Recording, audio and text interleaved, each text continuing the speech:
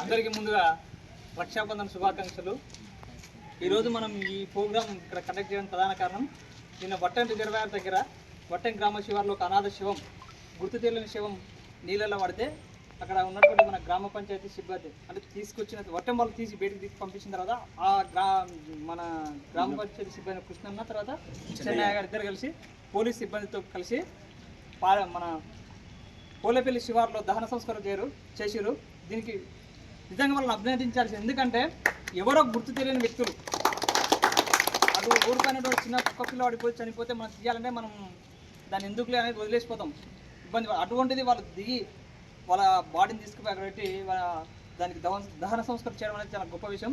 ఈరోజు ఈ దహన సంస్కారం చేసినందుకు గాను శివాజీ యూత్ అసోసియేషన్ సభ్యులు గుర్తించి వాళ్ళకు బిజినపల్లి గ్రామ కార్యాలయం ముందు వాళ్ళని సన్మానించడం జరిగింది.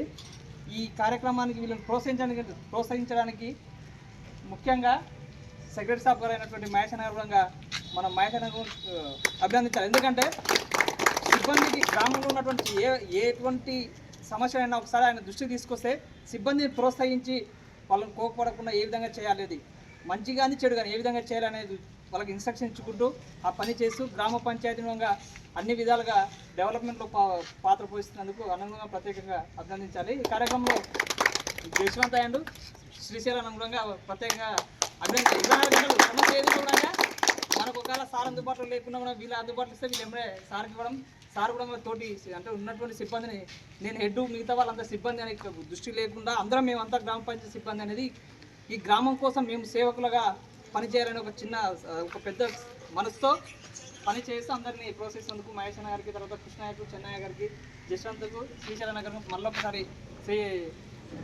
శివాజీ యూత్ అసోసియేషన్ కమిటీ సభ్యున అభినందిస్తున్నాను.